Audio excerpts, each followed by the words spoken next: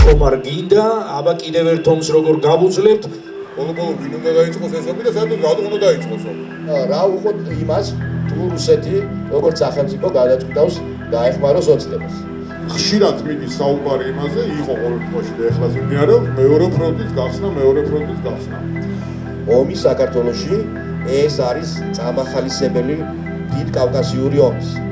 თუ ტრამპის მიერ დეკლარირებული მშვიდობა დადგა, ამ შემთხვევაში ჩვენ ვასწრებთ თუ არა ჩვენი პოლიტიკური მიზნების მიღწევას.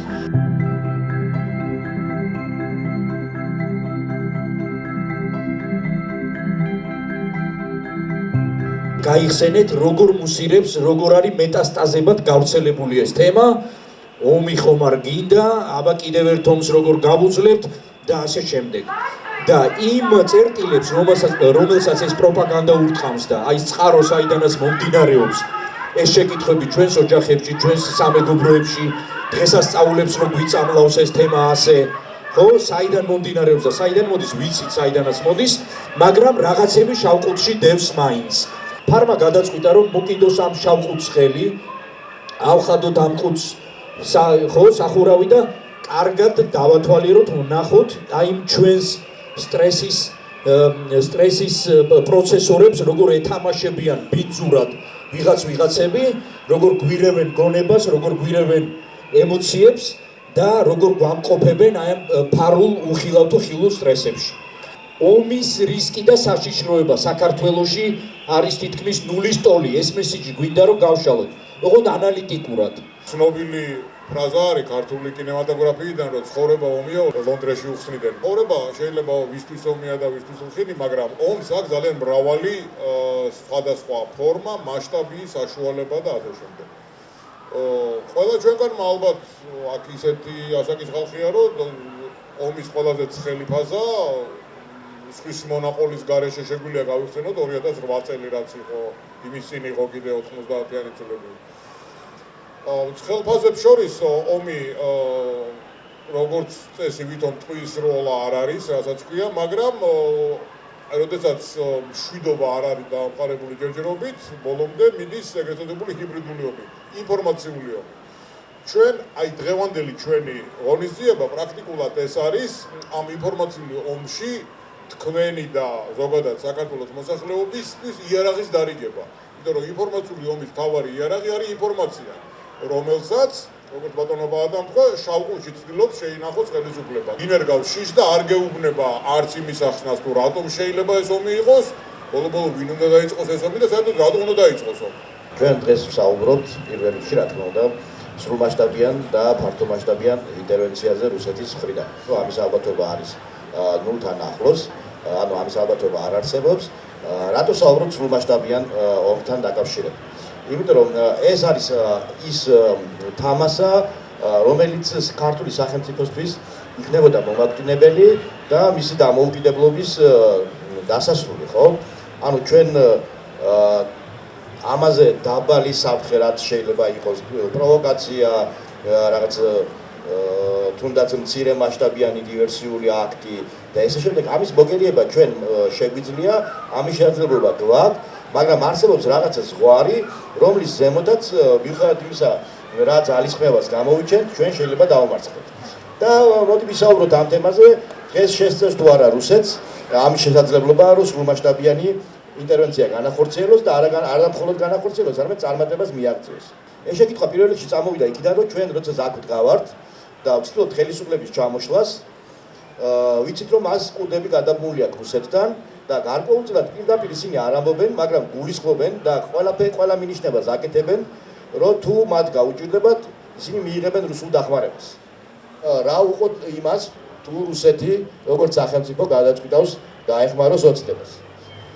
მიუხედავად იმისა, რომ ოცნება ლოიალობას ყოველდღე უმტკიცებს ლოიალობას რუსეთის ხელისუფლებას, რუსეთის შეერაღებულმა ძალებმა იცის, რომ ქართული შეერაღებული ძალების ოფიცერთა 80%-ზე მეტი არის იმ განათლების მატარებელი, რომელიც მიღებული აქვს დასავლეთის სამხედრო სასწავლებელში. მათი მსოფლმხედველობა არის ზუსტად ის დასავლური მსოფლმხედველობა, რომელიც გულისხმობს, რომ ჯარი ეს არის ხალხის ნაწილი, ხალხის გაგრძელება. ეს შეერაღებული ძალები რუსეთისთვის არის მტრული ძალა. ამიტომ როდესაც თუ ის დაგეგმავს რომ ჩვენ წინამდე გაგე რუსთაველის გამზირის პროტესტის წინამდე გიმოქმედოს რუსული შეიარაღებული ძალების საშუალებით მან უნდა გაითვალისწინოს, რომ რუსთაველსა და მის მიერ საზღვრის გადმოკეთის წერტილს შორის აუცილებლად გაუყონებლივ გაჩნდება საქართველოს შეიარაღებული ძალები. საქართველოს შეიარაღებული ძალები თავისი რეზერვისა და იმ შეიარაღებული ჯგუფების გათვალისწინებით, რომელიც ომის შემთხვევაში ემატება საქართველოს შეიარაღებულ ძალებს, ქმნიან ძალას, რომელიც წინამდე რუსებს აუცილებლად დაჭირდება მინიმუმ 60,000-იანი კონტინგენტი. 60,000-იანი კონტინგენტი ეს არის დაახლოებით 2 არმია სრული დაკომპლექტების ან 3 არმია იმის და მიხედვით ოპერაციის კონფიგურაცია როგორ იქნება. ანუ ამ ცოცხალმა ძალამ უნდა შეავსოს საქართველოს სივრცე იმისთვის, რომ ეს ოპერაცია საქართველოს წინამდე იყოს წარმატებული და სწრაფი. მაგრამ სახმელეთო ოპერაციის წარმატებულობას ჭირდება კიდევ ორი ფაქტორი. ერთი საკომუნიკაციო ხაზები, ეს არის დაახლოებით ძალიან მარტივად ვთქვათ, ლოგისტიკა. საქართველოში მოქმედების შემთხვევაში რუსეთისთვის ასევე ძალიან მნიშვნელოვანი იქნება ლოგისტიკური ხაზები. და ამ ლოგისტიკური ხაზების ძირითადი ნაწილი გაივლის ჩრდილოეთ კავკასიაზე. შემდეგი თემა, რა თქმა უნდა, არის საავიაციო მხარდაჭერა. არმიას დღეში ჭირდება 100 საბრძოლო გაფრენის საათი. ხო? აქედან გამომდინარე, ჩვენ როცა ვხედავთ უკრაინაში, რუსები 12 საათი, 13 საათი ძალიან კრიტიკულ პერიოდში 20 გაფრენ საათს აღწევენ არმიის მხარდასაჭერად. ჩვენ ხვდებით, რომ ასეთი კონტინგენტი სრულად ვერ იქნება მხარდაჭერილი ავიაციის მხრიდან. მოგეთ, ჩვენ ჩამოვყალიბდით იმაში, რომ რუსეთს ჭირდება 60,000-იანი კონტინგენტი, კარგი საკომუნიკაციო ხაზები და კარგი საავიაციო მხარდაჭერა. მაგრამ გარდა ამისა, ეს არ არის საკმარისი. მათი დოქტრინიდან გამომდინარე, კავკასიის მშვიდად, ჩრდილოეთ კავკასიის მშვიდად შენარჩუნებისთვის მათ სადღაც 2000-2012 წლებს შორის მათ ჭირდებოდათ 240,000-იანი კონტინგენტი უნდა ყოფილიყო განთავსებული ჩრდილოეთ კავკასიაში და მიმდებარე ტერიტორიებზე. იმისთვის, რომ მათ მყარად ქონოდათ ჩრდილოეთ კავკასია სიმშვიდეში შენარჩუნებული. ეს ციფრი განახელდა, ეხლა მათივე ანალიტიკოსები ამბობენ, რომ იმის გამო, რომ ინტეგრაცია მოხდა, არსებობს რაღაც თქვათ ბიზნეს ფაქტორები, დაფინანსებული ელიტები, რომლებიც რუსეთის სამსახურშია, მიუხედავად ამისა, დაახლოებით 100-120,000-იანი კონტინგენტი მათ აუცილებლად ჭირდებათ ჩრდილოეთ კავკასიაში, რათა ჩრდილოეთ კავკასიაში შენარჩუნებული იქნას სიმშვიდე. და რატო ამახვილებ ამაზე ყურადღებას? ნებისმიერ შემთხვევაში ომი საქართველოში ეს არის წამახალისებელი დიდ კავკასიური ომის და ამის დიდი მოლოდინი არსებობს ჩრდილოეთ და სამხრეთ კავკასიაში. ჩვენ მივედით თავარ შეკითხვის ზოგადად პასუხამდე, რომ დღეს რუსეთს არ შეუძლია უკრაინის ფრონტიდან ძალების მოხსნის გარეშე ჩამოაყალიბოს 60,000-იანი კონტინგენტი იმისთვის, რომ დახმარება აღმოუჩინოს ოცნებას. ჩვენ გვაქვს დრო იმისთვის, რომ ჩვენ პოლიტიკურ ბიზნესს მივაქციოთ რუსთაველზე და საქართველოს ხელისუფლება გაუშვათ იმ დამსახურებულ მარშრუტით, რომელიც რავი დასრულდება ან სარანსკიდან, ტომსკიდან, ომსკით, რავი ეს მათ გემოვნებაზეა დამოკიდებული, მაგრამ რა თქმა უნდა არსებობს მაინც ეჭვი. თუ ტრამპის მიერ დეკლარირებული მშვიდობა დადგა, ამ შემთხვევაში ჩვენ ვასწრებთ თუ არა ჩვენი პოლიტიკური მიზნების მიღწევას. მარტივად, აქაც ძალიან მარტივი დასკვნა შეგვიძლია გავაკეთოთ. რუსეთი ერთადერთ შემთხვევაში თან ხდება იმ დიდ ესე ვთქვათ მსხვერპლი დანაკარგის მიუხედავად მშვიდობას, რომ ის გამოსტყუებს დასავლეთს სანქციების თუნდაც ნაწილობრივ მოხსნას. და როგორც წარმოგიდგენიათ თქვენ, რომ დაუშვათ თებერვლის ბოლოს მოივაჭრებს რუსეთი რაღაც თუ დაუშვებთ, რომ მშვიდობა რაღაცნაირად შედგა და მოლაპარაკება შედგა. რომ გამოივაჭრებს სანქციების მოხსნას და მეორე დღეს საქართველოს წინააღმდეგ ოცნების გამო, ბიძინა ივანიშვილის გამო, ყობახიძის გამო და რა ვიცი, ზარქუას გამო დაიწყებს ავანტიურისტულ სამხედრო აგრესიას საქართველოს წინააღმდეგ, რომელიც კაცშვილმა არჩის როგორ დასრულდება და შესაბამისად კვლავ განააღებს იმ სანქციებს. ეს არის ალოგიკური წარმოუდგენელი და განაპირობებულად შეგვიძლია ვთქვათ, რომ რუსეთი ამ ტიპის ქმედებას არ განახორციელებს. ხშირად მიდის საუბარი იმაზე, იყო ყოველ შემთხვევაში და ეხლაც მიმდინარეობს მეორე ფრონტის გახსნა. რუსეთი დღევანდელ დღეს უკვე ომობს ორ ფრონტზე. მას ერთი ფრონტი აქვს, პირველი ფრონტი, მოდი ასე ვთქვათ, დასავლეთის მიმართულებით, ანუ რუსეთიდან დასავლეთის მიმართულებით ძალისხმევა და მეორე ფრონტი ცოტა ხნის წინ რუსეთს გაუხსნა უკრაინამ კურსკში. ანუ თან შევხედოთ ახლა საუბარი არის კურსკში სამხედრო სრულმასშტაბიან ოპერაციაზე, რომელიც მიმდინარეობს რუსეთის ტერიტორიაზე, შესაბამისად, როგორც ბატონმა გიორგიმ თქვა, ლოჯისტიკა, ანუ მომარაგების პრობლემა, ანუ ზურგი, რასაც ქვია რუსებს, თავიანთივე აქვთ, თავისი ყველასიკეთი. და შევხედოთ აბა ერთი პირველი რაც მათ გააკეთეს მაგ ოპერაციის შემდეგ. პირველი შეეცადნენ შეეგროვებინათ საკუთარი სამობილიზაციო რესურსი ვერ შეაგროვეს და მიმართეს ვის? ჩრდილო კორეას.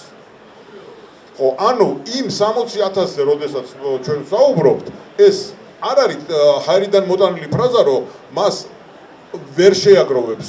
მას რომ შეძლებოდა 60,000 ადამიანის შეგროვება, პირველ რიგში კურსკის პრობლემას მოაგვარებდა და კიდე ერთხელ გავიმეორებ, საერთოდ არც კი თხოვდა ჩრდილო კორეას, რომ რასაც ქვია, ცოცხალი ძარა გამოეგზავნა. ეს პირველი მომენტი. მეორე მომენტი, რაც შეეხება იგივე რუსეთის რესურსების რეალურად მილევას. ყველაზე კაი მაგალითი მაგისი არის, კვლავაც დაუბრუნდები 2008 წლის ომს. 2008 წლის ომის დროს საქართველოს ტერიტორიაზე რუსეთმა გაანახორციელა ტერიტორიულად და ორი დამოუკიდებელი ოპერაცია. ერთი სახმელეთო ოპერაცია იყო აღმოსავლეთ საქართველოში და ქვეითის შემოდინება იყო როკის გვირაბი, ზარაცგზა და ასე შემდეგ და მეორე საბრძოლო მიმართულება ვთქვათ, ეს იყო დასავლეთ საქართველო, სადაც სახმელეთო ძალები შემოვიდა აფხაზეთის მიმართულებიდან, მაგრამ ამ სახმელეთო ძალებმა რეალური მხარდაჭერა ძირითადი მიიღო საიდან? შავი ზღვის რუსეთის ფლოტის მეშვეობით. ძალიან ცნობილი კრეისერი მოსკვა, რომელიც უკრაინელების წყალობით გადაკეთდა წყალქვეშანავა და ძალიან ცნობილი მიმართულებით არის წასული. ისევე როგორც პრაქტიკულად დანარჩენი შავი ზღვის ფლოტი რეალურად დღევანდელ დღეს თუ ჩვენ შევხედავთ იმ ღიად გამოქვეყნებულ შავი ზღვის ფლოტის გემების სიას, პრაქტიკულად შავი ზღვის ფლოტში რუსეთს გემი აღარ დარჩა, ისეთი რომლითაც მას თუნდაც მცირე სამხედრო მხარდაჭერის ოპერაციის გაკეთება შეძლოს. რეზიუმეს ვარიანტში მინდა ვთქვა, რომ ცალსახად რუსეთმა კიდევაც რომ მოინდომოს, კიდევაც რომ დაავალოს დაუშვათ პუტინმა გენერალურ შტაბს და მიგეგმეთ თუ გენერალურ შტაბში, რუსეთის გენერალურ შტაბში კიდე ყოფილი დაურჩათ იმედია ერთი მაინც, ის ეტყვის, რომ ჩვენ კი დაგიგეგმავთ, მაგრამ აღსრულება შეუძლებელია, რესურსი არ აქვს.